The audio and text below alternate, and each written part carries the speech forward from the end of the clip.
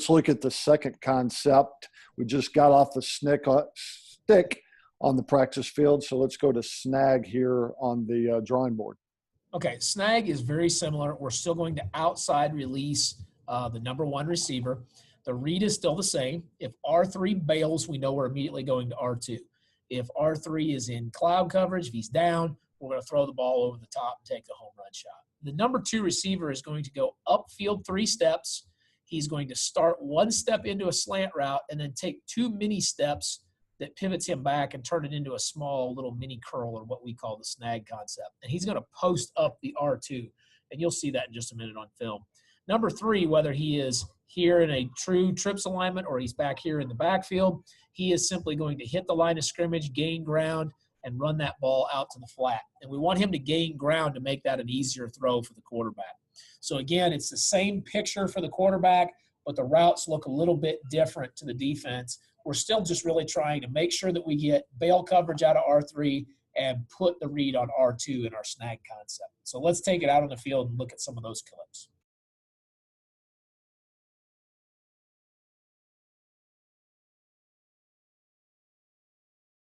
Now we've got the corner with his back turned. He's clearly a bail technique guy.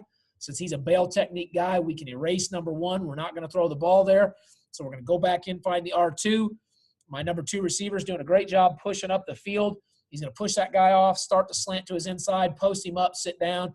That R2 guy is obviously stuck right there. So we can throw either ball. He's backing up, and he's actually allowing us to throw either ball. I've got position with my number 2 receiver, and I've outflanked him with number 3.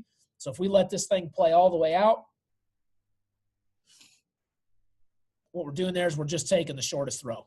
Okay, that kid is stuck. That R2 is stuck between both routes, so let's just take the shortest throw. We want the snag guy to catch the ball, tight turn, tuck it, and get up the field. Pretty good job right there. Okay, here again, we're going to be taking a look at the snag concept. So let's go ahead and take a look at R2 here. R2 has an inside position. We're going to push inside of him with our snag concept, and he obviously jumps off that snag route. As soon as he jumps off that snag route and pushes to the flat, we know that's a ball we want to pump right in there to that snag concept, let him get a catch.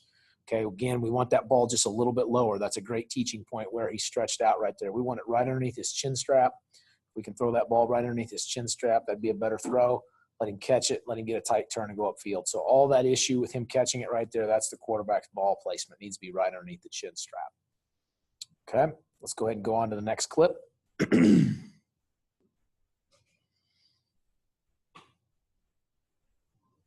Okay, here we are again with a snag clip. You can see it looks like we're going to get bail coverage. Okay, the number 2 receiver pushes inside. The R2 immediately overlaps him and works for the flat. So this is, again, another easy throw to the snag concept. You can see he does a good job getting inside, settling down. Now the quarterback gets the ball a good foot to foot and a half lower. Okay, much easier for him to catch this, tuck it.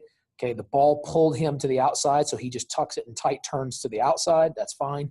Doesn't matter which side of his body he catches it on. The quarterback places it, you catch it, you tight tuck, turn, get upfield, get as many yards as you can. Try to make that first guy miss. So that's a good snag clip. Let's go on to the next one.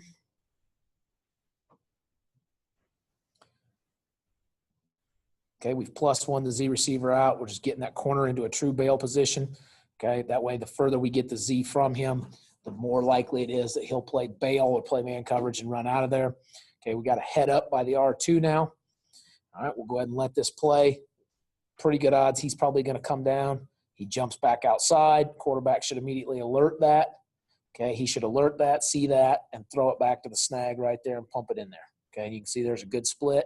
Now the ball's on his upfield shoulder. He catches it, tight turn. We want to stay as tight on that turn as we possibly can and get upfield as quickly as we possibly can right there. Because, again, we're going to get head hunted by the Mike linebacker, so we want to stay out of that lane, get upfield as quickly as we possibly can. All right, let's go on the next one.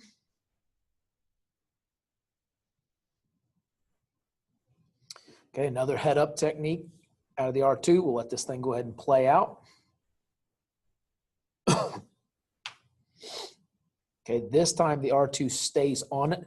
Okay, he is attaching. That's the term we use. He's attaching to the snag, so we can immediately outflank him with the football. Okay, we're in bail coverage with the corner. As soon as we run him off, the R2 attaches to the snag. As soon as he attaches to the snag, the running back will outflank the entire defense right there, throw it out there, let him catch it. That's a great triangle right there, coaches. You can see that forms a nice little triangle read right there for the quarterback. That's easy money. Just flip it out there, let that running back catch the ball and go be an athlete. Catch the ball, don't fumble the ball, make the first guy miss. Okay, getting the ball to your athlete in space. Next clip, another head-up technique from R2. Go ahead and let it play. Pushes inside. Again, we outflank him with the running back. It's just a matter of kicking the ball out there. You can see the quarterback's getting that ball out of his hands as soon as he realizes that R2 is not coming off the snag route. Okay, right there, the decision's made. Okay, we're getting that inside hip lean out of the R2. He's now committed to the snag. The snag is still trying to work for inside position, drag him into deep water, just a couple more steps, and then throw the ball outside of him. Now the damage is done. That running back's going to get the ball. He's going to outflank the R2, and he's going to get down that sideline and get you positive yardage. Good play. All right, next clip. Same thing. Okay, a little bit better ball placement. Get that ball up a little bit. Let the running back catch it on full speed. Obviously, we've got an inside shade out of the R2 right there. He's going to invade that snag route, flip it out there, let that running back catch it high above his waist, catch that ball and go. Pretty good ball placement there. Okay, he's outflanked. Just let it go. Let him catch it. Let him go be an athlete. Great clip, great triangle right there. Okay, now we're in 3-by-1 snag. Okay, nothing's going to change. We've got the R2 is in between 2 and 3, so it's actually a pretty easy read. We're just going to see which way he goes. Wherever he goes, we're going to throw off of him. We got an inside position, eyes on the Z receiver out there, so that's going to be bail coverage. Got more of a true tight end body at number 2 now. All right, let's go ahead and let it play through. Okay, he plays in between both guys. If he plays in between both guys, take the shortest throw. That's the coaching point. Don't ever pass up the shortest ball on the field. Take it every time. Okay, so the quarterback here making a mistake. Okay, he's got him confused a little bit. Okay, there's nothing wrong with the ball going outside there, but the ball should go to the shortest throw. Okay, what I thought here was I thought the backer was going to hang a little bit more when I saw his hands go on the snag route. Okay, he confused me, so therefore I threw it out there to the flat because I was going with what my best look was. And you'll see this happen a lot on the snag. The quarterback will throw it to a guy. It doesn't really matter. That guy's stuck in between 2 defenders, so either one's going to be a winner, but the best throw is always the shortest throw on the field, so that ball should go to the snag. Okay, so get it out there to the flat. That's fine. It'll be a positive gain. Go play the next play. Same thing. He's stuck in between 2 defenders. Go ahead and let it play. He's stuck in between 2 guys. Okay, now he clearly takes the snag. So you invade him. You outflank him, with the flat runner right there. Okay, he's clearly attaching. He's got his hands on it. Throw it out there. Let that flat runner go run. Let him be an athlete. Let him outflank the defense. You can tell the corner is going to be a bail guy. He's not even looking at the quarterback. Most of the time, those guys will tip their hand.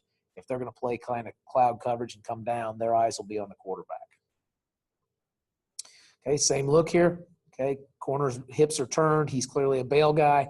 I don't have to read that really anymore. I just find R2, decide what he's going to do. All right, let's let it play through. You can see that upfield push. Those first 3 steps up the field are so pivotal. Again, let me say it's 3 steps up the field, plant your right foot in the ground, take 1 step to the slant, and then 2 little shuffle steps and post him up. What that does is it forces the R2 to make a commitment. He's got to move his hips and he's got to commit to something. We ran it a little differently last year, but this is kind of our 2011, 2012 version of how we ran snag. It's what we're going to go back to next year. You can see that makes it an easier read right there. Okay, obviously R2 is now coming off into the flat. You can see the snag guy does not keep moving. Settle down quickly because you want to get that ball in your hands before the Mike backer gets there. Again, the throw is just a little bit high. We want it underneath his chin strap. Let him tuck it and get upfield. Next clip, bail coverage from the corner. R2 is split in 2 and 3. All right, so we'll go ahead and let it play out. Easy read. Find that defender. Where's he going? Okay, he tries to play a little guessing game. He tries to hop and pivot, but his eyes and his hips betray him. He's clearly going to lean and break on the flat. As soon as he leans and breaks on the flat, pump that ball right now to the spot. You can see the quarterback's already getting it out of his hands. If we go ahead and play it right now, there's your open piece of grass. Fire that ball in there. That one's right underneath his chin strap, right between his numbers. Good throw, hits him right in stride. He can catch, tight, tuck, turn, get upfield, get you your 5-6 yards right there. Boom, ball's out. Good stuff. That's a good picture, good triangle right there on snag.